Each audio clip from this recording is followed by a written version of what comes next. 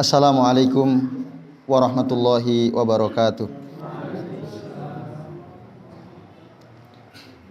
Innal hamdalillah nahmaduhu wa nasta'inuhu wa nastaghfiruh wa na'udzu billahi min shururi anfusina wa min sayyiati a'malina. May yahdihillahu fala mudhillalah wa may yudlil fala hadiyalah. Asyhadu an la ilaha illallah wahdahu la syarikalah wa asyhadu anna Muhammadan abduhu wa rasuluh. Allahumma salli wa sallim wa barik ala Muhammad wa ala ali Muhammad kama sallaita wa barakta ala Ibrahim wa ala ali Ibrahim fil alamin innaka Hamidum Majid. Rabbi shrah li sadri wa yassir li amri wahlul 'uqdatam min lisani yafqahu qawli. Amma ba'du. Bapak-bapak dan ibu-ibu serta hadirin hadirat sekalian, azani Allah wa iyyakum ajmain. Semoga kita semua yang hadir di majelis ini senantiasa dimuliakan Allah Subhanahu wa taala. Amin ya Allah ya rabbal alamin. Alhamdulillah Bapak Ibu, pada maghrib hari ini atas izin Allah kita bisa berjumpa kembali untuk melanjutkan ngaji kitab Bulughul Maram. Yang pada kesempatan kali ini insyaallah kita akan membahas mulai hadis yang ke-6 dari bab Asratun Nisa ya. Bab Asratun Nisa hadis yang ke-6. Baik, bagi Bapak Ibu yang membawa kitab atau aplikasi di handphone ya, silahkan dibuka hadis nomor 6. An Hakim ibni Muawiyah an abihi qol, dari Hakim bin Muawiyah dari bapaknya yaitu Muawiyah, qol dia berkata, qultu aku berkata, ya Rasulullah, duhai Rasulullah, ma haqqu zauji ahadina alaihi, apa hak istri salah seorang dari kita atasnya, atau apa hak seorang istri atas suaminya. Nah, di sini disebut dengan kata zauj ya. Nah, nanti ada zaujah, ada zauj. Biasanya kalau zauj itu adalah suami, kalau zaujah itu adalah istri. Tapi kadang-kadang kata zauj juga maksudnya adalah istri ya, pasangan salah seorang dari kami ya. Apa hak-haknya dia terhadap suaminya gitu. Qala, lalu Rasulullah berkata, tut'imuha idza akalta. Nah, kamu beri makan dia jika kamu makan. Wa taksuha idza tasaita, dan kamu beri pakaian dia jika kamu berpakaian. Wala tadribil wajha, dan janganlah kamu memukul wajah. Jangan mukul wajah istri maksudnya. Wala tuqabbih, dan janganlah engkau menjelekkan dia. Nah, menjelekkan yang dimaksud di sini dengan lisan. Jadi kita mengucapkan ucapan buruk ya terhadap istri. Misalnya la'anakillahu, semoga Allah melaknat engkau gitu ya. Atau qabbahallahu wajhaki, ya, semoga Allah melaknat wajahmu gitu ya. Itu namanya tuqabbih. Secara lisan kita menjelekan, atau dalam arti lain mencela, mencaci maki dengan ucapan-ucapan yang buruk gitu ya. Kalau dalam bahasa Arab tadi gitu ya. Kalau dalam bahasa kita ya celaan. Mungkin menyamakan dengan hewan gitu ya. Dan lain sebagainya lah. Ya, ucapan-ucapan buruk yang dilontarkan oleh suami kepada istrinya itu namanya tuqabbih. Atau juga membalas ucapan istri dengan balasan yang menyakitkan gitu ya. Itu wala tuqabbih. Kemudian wala tahjur illa fil baiti, dan janganlah kamu ya menghajar. Menghajar itu bukan menghajar ya. Al-hajar itu maknanya mendiamkan dia. Ya, janganlah kamu mendiamkan dia illa fil bait, kecuali di dalam rumah ya. Hajar dengan ada juga la tahjur, itu artinya juga la tatruk. illa fil bait. Jangan kau tinggalkan dia kecuali di rumah. Dari kata hijrah. Al-hijrah itu kan pindah ya. Itu.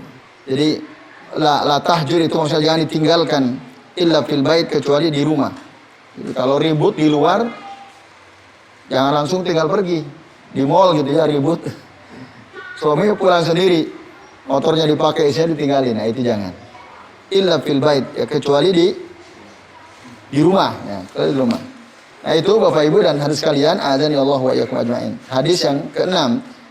Hadis ini diriwayatkan oleh Imam Ahmad, Abu Daud, wa Nasa'i wa Ibnu Majah wa allaqal Bukhari ba'dahu. Dan Al-Imam Al-Bukhari menyebutkan juga tapi secara mu'allaq. Mu'allaq itu tidak disebutkan sanadnya. Was-sahahahu Ibnu Hibban wal Hakim. Dan hadis ini disebutkan juga disahihkan oleh Ibnu Hibban dan Imam Al-Hakim. Nah, Bapak Ibu dan hadirin sekalian, azani Allah wa iyyakum ajmain. Lalu apa faedah yang kita bisa ambil dari hadis ini? Yang pertama tadi kata az-zauj ya, saya tulis ini ya. Kasihan papan tulis sudah keluar nggak ditulisin ya. Jadi kadang-kadang di dalam Al-Qur'an atau hadis itu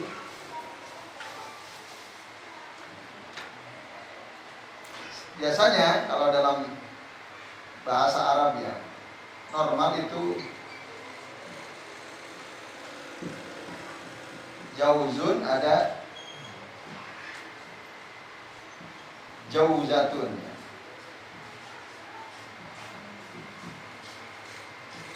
Nah, ini biasanya suami yang pilih.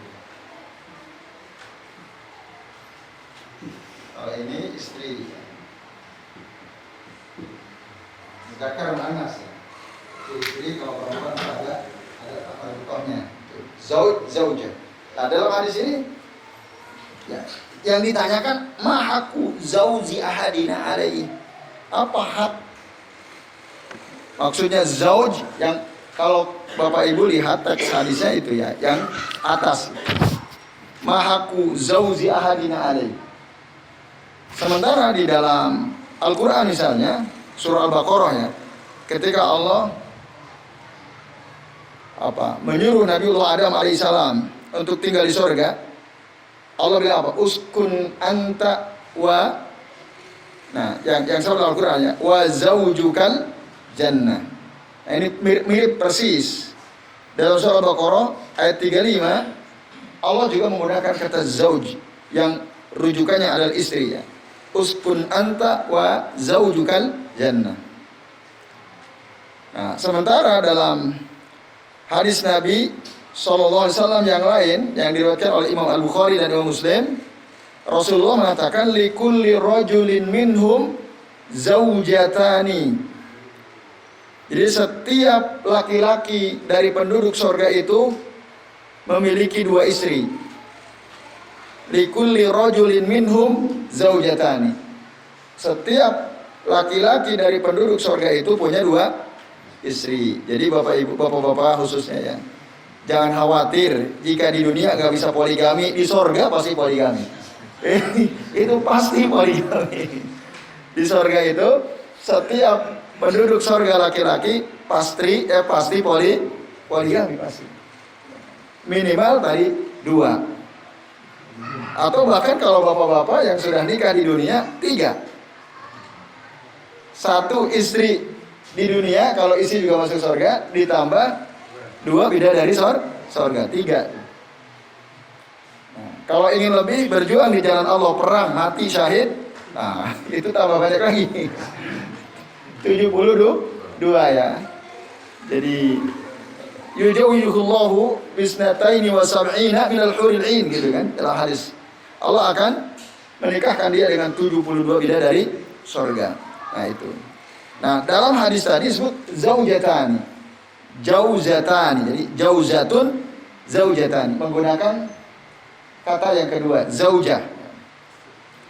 Itu maksud. Jadi kata istri itu dalam bahasa Arab kadang-kadang disebut zaujah, kadang-kadang juga disebut zauj. Dan kata zauj memang lebih umum ya. Atau juga maknanya bisa pasangan ya. Zauj itu pasangan. Iya. Azwaj itu jamak dari kata zaujun. Isi. Min azwajihi wa dzurriyyatihi kan itu. Ya, zaujun, zaujani, zaujani, azwajun itu. Kalau zaujatun, zaujatani, zaujat itu jamaknya. Kalau yang muannas ya. Kalau yang muzakkar jamak taksir tadi azwajun ya. Jadi itu Pak Supri. Itu jamak, bentuk jamak dari kata zauj. Kemudian yang kedua, Bapak Ibu dan hadirin sekalian ya. Hadis ini menunjukkan bahwa seorang suami itu harus memberi makan istrinya sebagaimana juga dia makan, harus memberi pakaian kepada istrinya sebagaimana dia berpakaian. Nah, itu. Tentu saja muqayyad bis-sa'ah wal ma'ruf ya. Itu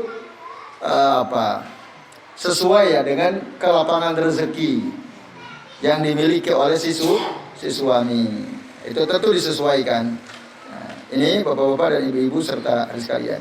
Nah, dalam hadis lain dikatakan walahunna 'alaikum rizquhunna wa kiswatuhunna bil ma'ruf.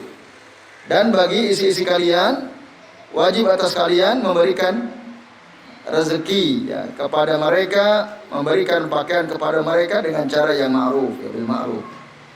Itu dalam hadis lain ya, riwayat Imam Muslim. Tapi nanti rinciannya kita akan bahas di bab nafaqat ya, an-nafaqat.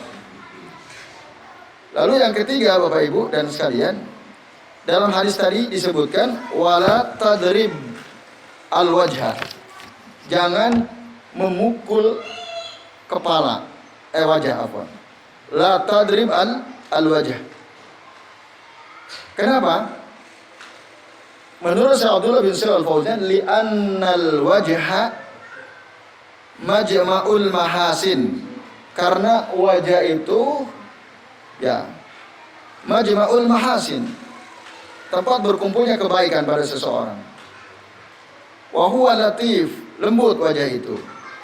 Maka ketika dipukul wajahnya akan nampak bekas pukulan tersebut. Nah, dan di dalam wajah ada majma'u al-hawas. Majma'u al-hawas itu kumpulan panca indera. Kebanyakan di wajah. Jadi Bapak-bapak, betul ya?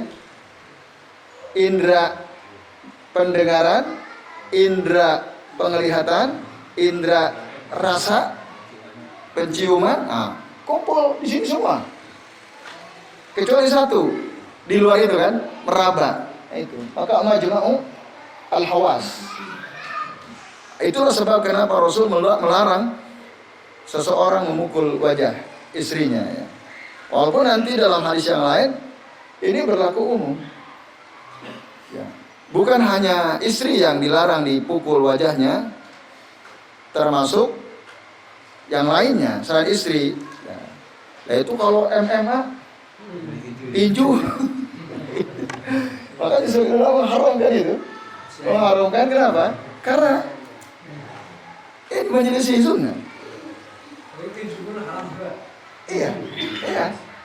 Ada fatwa yang mengharamkan olahraga tinju.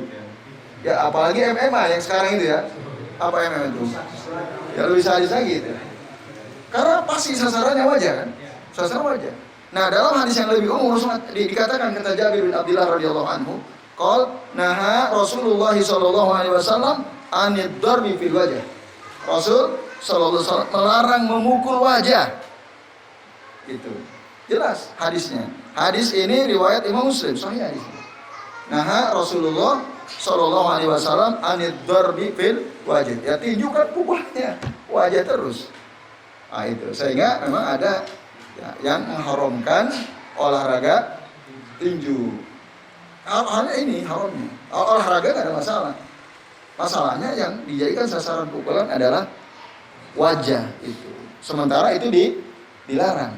Nah, ini Bapak Ibu dan hadirin sekalian, azan ya Allah wa iyyakum ajmain. J itu.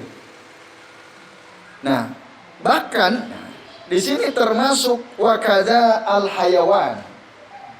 Begitu pula hewan itu nggak boleh. Menurut Syekh Abdullah bin Shalih Al Fauzan ya. Kita simpulkan dari kalimat tadi, naha Rasulullah SAW anid darbi fil wajah. Rasul tidak mengkhususkan wajah siapa. Artinya berarti wajah manusia, makhluk Allah termasuk juga wajah hewan. Seperti mukul kuda atau bigol atau gon khususnya. Itu sebaiknya tidak dilakukan karena keumuman hadis Nabi ini. Dan tidak ada yang mengkhususkan. Nah ini kesimpulan penting Bapak Ibu dan hadirin sekalian, azani Allah wa iyyakum ajmain.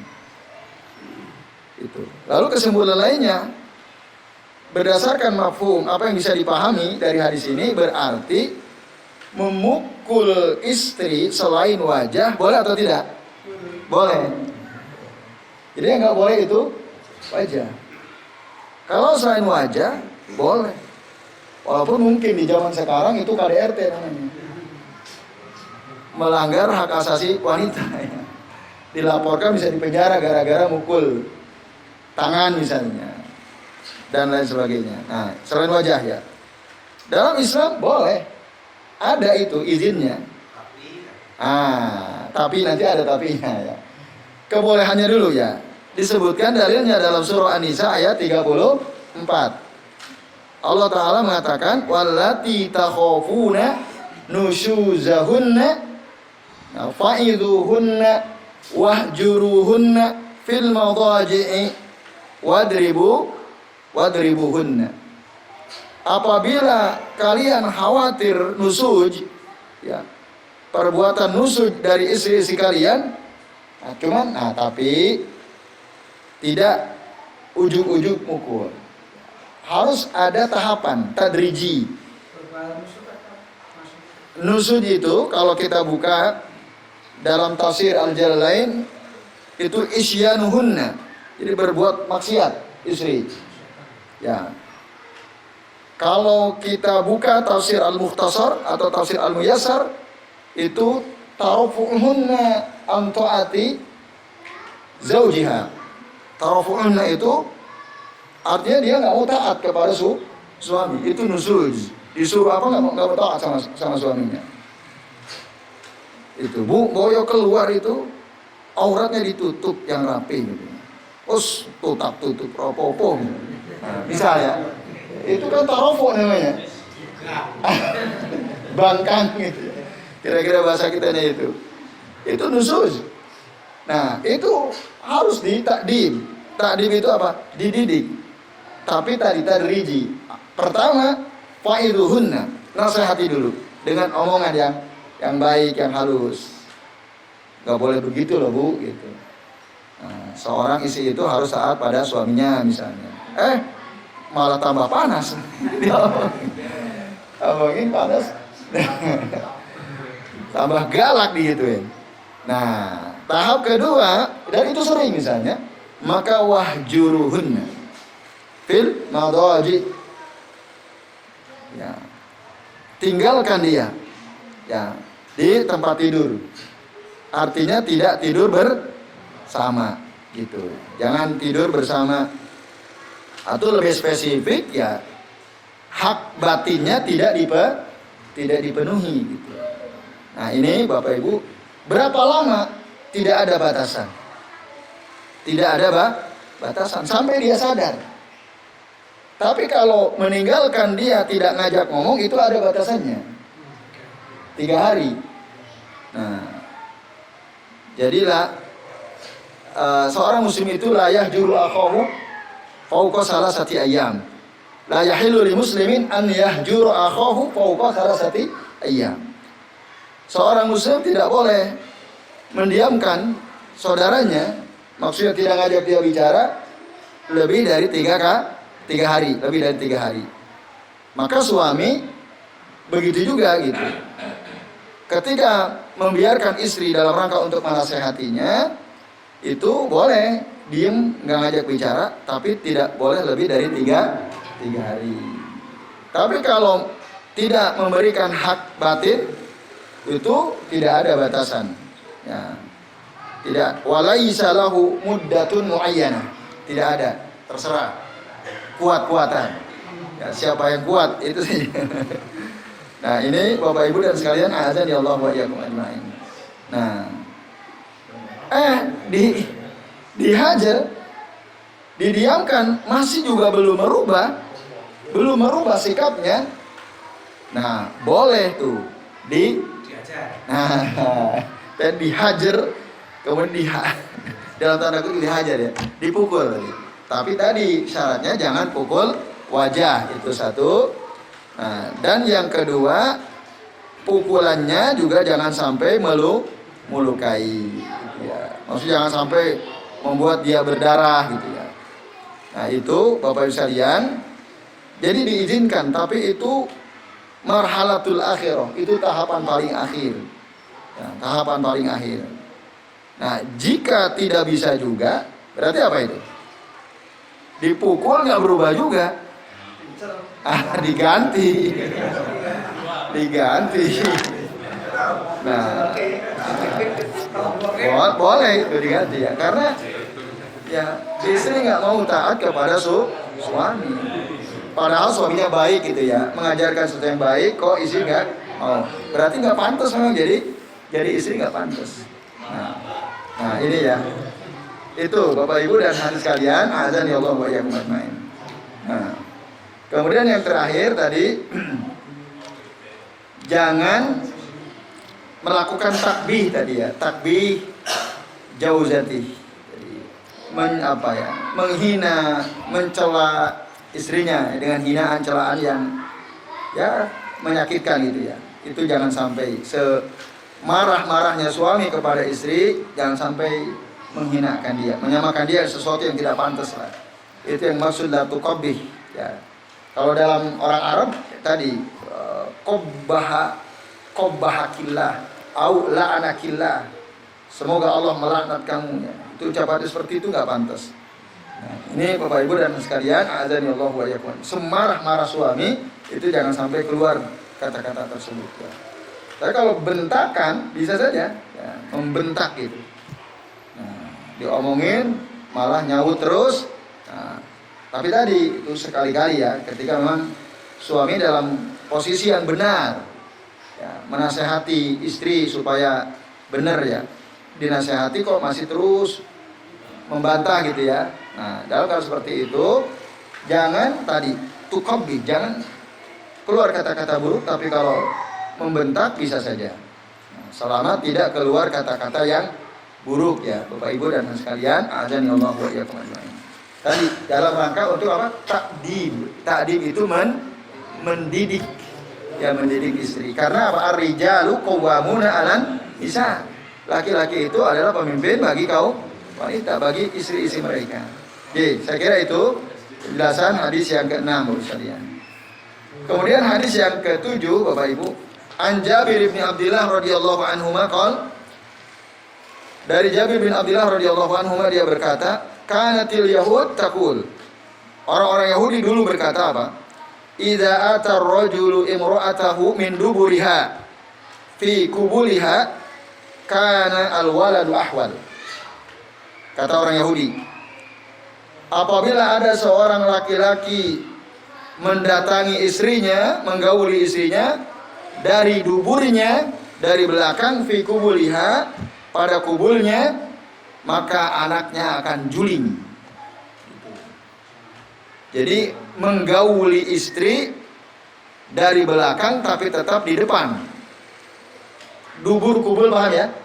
Ya. Tetap di kubulnya tapi lewat dubur gitu. Maksudnya lewat belakang.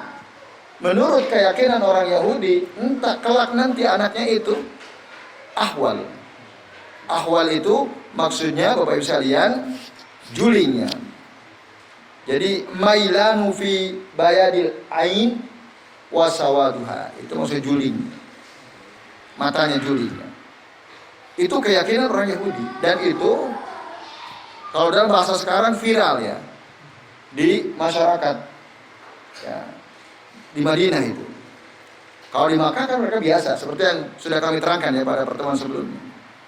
Itu nanti juling. Nah, lalu turunlah ayat Allah Ta'ala, Surah Al-Baqarah ayat 223. Yang kita udah pernah singgung pada pertemuan sebelumnya, Allah mengatakan nisa'ukum harthul lakum fa'tu harthakum anna syi'tum. Istri-istri kalian itu adalah ladang bagi kalian, maka datangilah ladang kalian, terserah kalian. Mau lewat belakang, lewat depan, lewat samping, terserahlah pokoknya, gimana aja ya. Itu boleh. Yang nggak boleh cuma satu, di belakangnya, bukan lewat belakang, di belakang. Caranya gimana? Itu annasyitum, terserah kalian. Allah memberikan kebebasan sebebas-bebasnya kepada pasangan suami istri untuk ya bersenang-senang dengan cara yang disukai oleh keduanya tentu saja. Asal satu yang dilakukan. Nah ini hadis muttafaqun alaih, tetapi lafadznya dari Imam Al-Bukhari. Nah, Bapak Ibu dan anak sekalian, maka kesimpulannya jelas sekali ya, seorang suami atau suami istri diberikan kebebasan oleh Allah Ta'ala untuk ya, karena salah satu fungsi pernikahan adalah lilis cinta, untuk bersenang-senang ya. Salah satu di antara fungsi pokok dari pernikahan lilis cinta. Nah ketika alis cinta, istinta itu bersenang-senang ya, silakan, Allah memberikan kebebasan, kecuali ya lewat pada bagian belakangnya itu yang tidak boleh, yaitu Bapak Ibu dan sekalian, azanillahu wa iyyakum. Dan yang terakhir, kesimpulan terakhir dari hadis ini menjelaskan tentang kebatilan aqidatul Yahud, keyakinan orang Yahudi terkait dengan masalah ini, hubungan suami istri. Nah, itu batil, itu karangan mereka, khurafat, mitos yang tak ada dasarnya. Maka dibantah oleh Allah Ta'ala dengan turunnya surah Al-Baqarah ayat 223. Itu sama sekali tidak ada pengaruhnya. Nah ini Bapak Ibu dan hadirin sekalian ya, jelas sekali ya. Baik itu. Maka tentu saja ini juga mencerahkan masyarakat Madinah yang kala itu kaum wanitanya tidak biasa gitu. Suami-suami mereka tidak biasa melakukan hubungan sebagaimana yang dilakukan oleh orang-orang muhajirin, orang-orang Makkah ya, yang hijrah ke Madinah. Maka mereka agak enggan gitu. Wanita-wanita Madinah yang menikah dengan sahabat muhajirin itu agak semacam apa ya, kikuk, mungkin menolak, tidak mau seperti itu, karena tidak ada kebiasaan di Madinah. Nah, maka ketika turun ayat ini mereka paham. Nah ini Bapak Ibu dan sekalian, azanillahu wa iyyakum ajmain. Itu hadis yang ke-7 ya.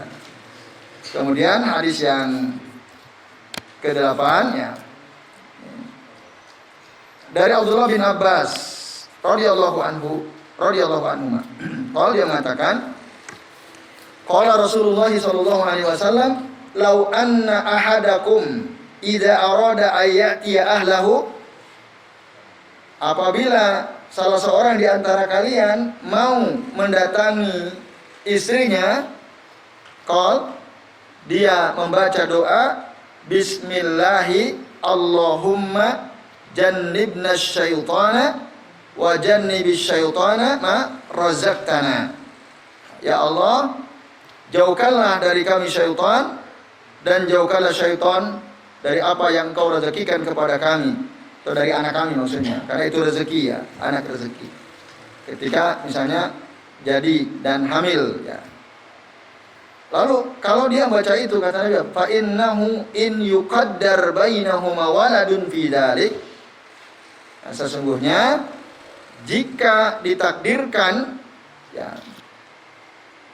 dari hubungan antara keduanya itu anak, jadi anak pada hubungan tersebut, lam yadurruhu asy-syaitan abadan, lam yadurruhu asy-syaitanu abada.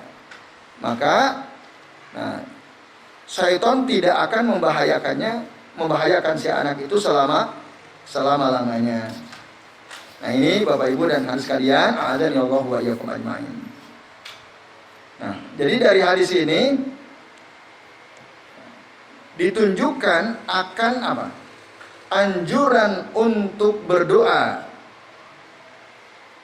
ketika akan ya, mendatangi istri. berkumpul dengan istri. Siapa? Ya dua-duanya, baik suami maupun istri. Itu tentu lebih afdol ya.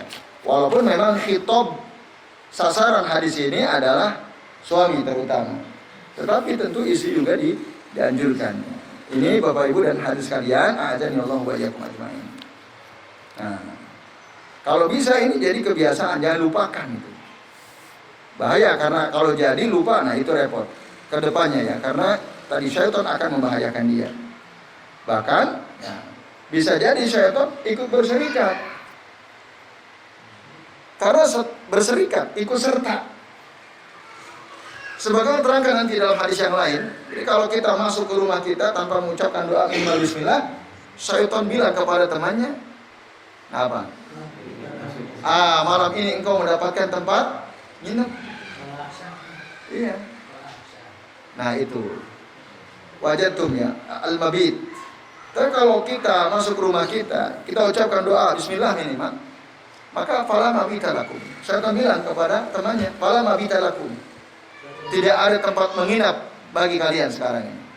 Karena kita yang masuk rumah mengucapkan bismillah, itu syaitan nggak bisa masuk. Ketika kita makan, kita lupa membaca bismillah, maka ikut syaitan. Nah, kalian mendapatkan al-asya. Asya itu makan malam. Tapi ketika kita mengucapkan minimal bismillah, sambillah ucapkan bismillah, maka fala asya alakum. Kalian tidak dapat makan malam gratis sekarang. Jadi setiap aktivitas yang kita lakukan tanpa mengucapkan doa, syaitan akan berserikat. Diceritakan oleh Nabi, ya ada syaitan dialog dengan syaitan. Yang satu ya, gemuk, klimis, rapi bajunya. Sementara syaitan satu lagi udah kurus, rambutnya kusut, bajunya lusuh. Bau bunga gitu. Nah, lalu ketemu kata syaitan yang gemuk dan klimis yang rapi ini, lah ente bahasa kitanya, kenapa kok tampilanmu seperti ini buruknya? Lalu kata si syaitan yang kurus lusuh, ya yang tak terurus itu, dia bilang, bagaimana tidak? Karena hamba Allah yang aku goda, dia senantiasa membaca doa setiap kali melakukan aktivitas itu. Ketika dia makan, dia baca doa. Akhirnya aku nggak bisa ikut serta. Hanya gigit jari lah kira-kira. Nah, penyakitan barangkali atau sering puasa ya. Tergantung gitu ya. Macam-macam sebabnya. Nah, itu loh saya lihat. Lalu kenapa pakainya lusuh? Karena mungkin ya, karena orang yang aku goda, dia setiap kali pakai baju baca bismillah. Minimal itu, walaupun ada doanya. Yang apabila kita pakai baju Bapak Ibu, syaitan kita akan dijaga dari syaitan. Selain terjaga dari berserikatnya syaitan dengan baju yang kita pakai, kita juga akan diampuni dosanya. Ada yang hafal? Iya guys.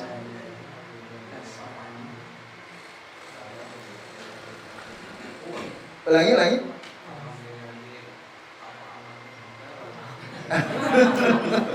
Pakai baju. Itu to'am berarti beri makan. Ya. Kasani ya. Ya silakan. Nah, sahih asal barakallahu fiik ya. Tamam. Mumtaz ya. Jadi itu doanya Bapak Ibu. Alhamdulillahilladzi kasani hadzal thawba wa razaqanihi min ghairi haulin minni wala quwwah. Maka ghafarallahu ma taqaddama min dzambihi. Dia akan diampuni oleh Allah dosanya yang telah lalu. Pakai baju loh. Jadi orang yang berilmu sama orang tak berilmu berbeda.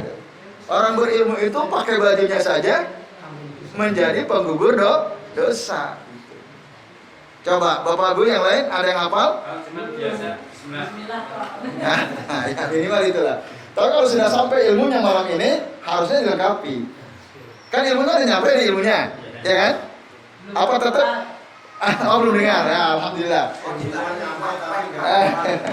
Alhamdulillah dengan hadirnya kita ke majelis ini, yang tadinya belum dengar jadi dengar. Yuk bareng-bareng Bapak Ibu. Ya, supaya hafal. Jadi yang tadinya udah bagus, bismillah aja bagus. Cuman setelah sampai ilmu ini, maka amalkan. Alhamdulillahilladzi. Coba ulangi. Kasani hadat thawba wa razaqanihi min ghairi haulin minni wala quwwah. Sekali lagi ya. Alhamdulillahilladzi kasani hadat thawba wa razaqanihi min ghairi haulin minni wala quwwah. Hafal? Ya. Ini Bapak Ibu gimana nih? Ilmu ini kan penting banget ini. Bapak Ibu ingin nggak setiap kali pakai baju dosanya berguguran? Mau atau tidak? Mau kan? Gimana nih caranya supaya bisa hafal? Yang ngapalin. Nanti saya ini searching, cari ya. Yang bisa nyari ya masih muda-muda. Yang udah sepuh-sepuh gimana tuh caranya supaya ilmu ini jadi amal? Nah ini kan penting nih. Ya tadi ya, semoga Allah permudah kita untuk bisa menghafalkan ilmu ini. Maka ilmu yang bermanfaat ini yang bisa jadi amal ya. Sekalian, azan ya Allah wa iyyakum. Nah, itu Bapak Ibu jadi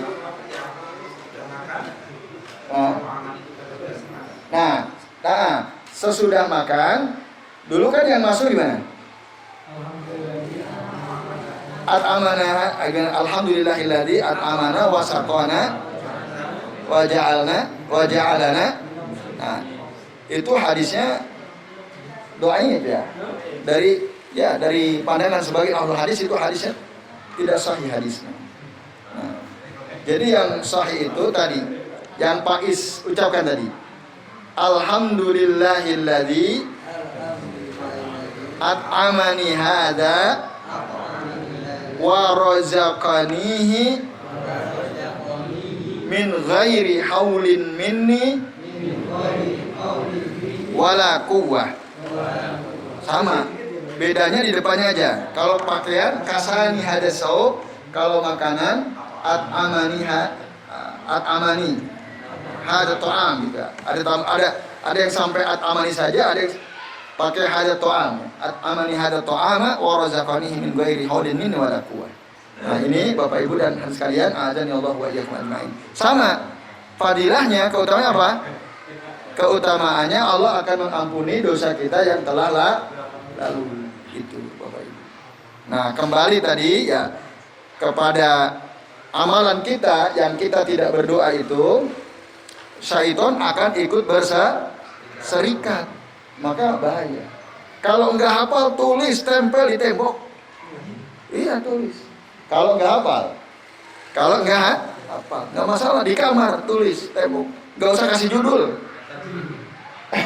Tulis doanya toh, judulnya enggak usah gitu. Boleh. Berarti enggak usah dikasih judul. Taruh aja tempel di kamar gitu ya, bisa lihat. Nah, cuma nanti ada resiko tetap.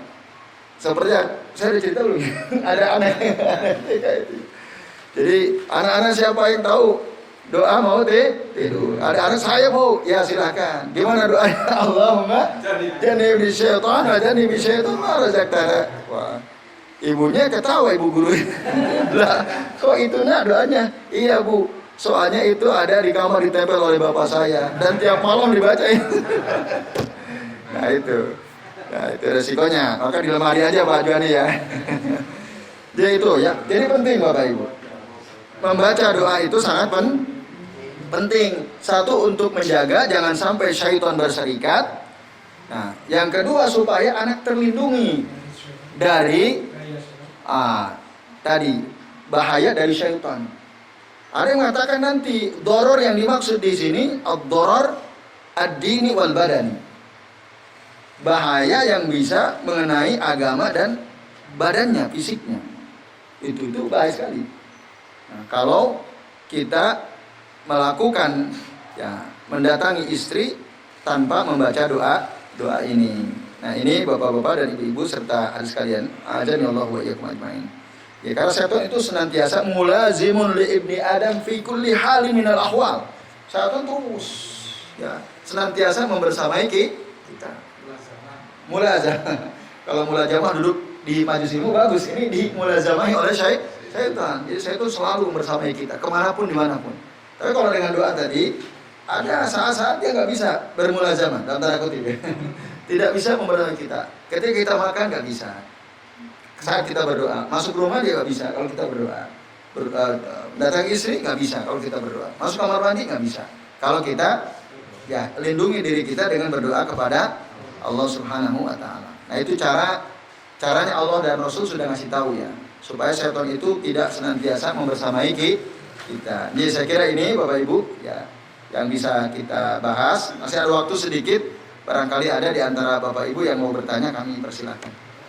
Itu Pak, Ya. gimana kalau yang dulu itu belum punya ilmu, misalnya sudah punya anak, itu anaknya tetap berlanjut. Iya. Ya, mungkin bisa. Ngasih ilmu, tapi dulu waktu misalnya contoh aja saya lah bahasa.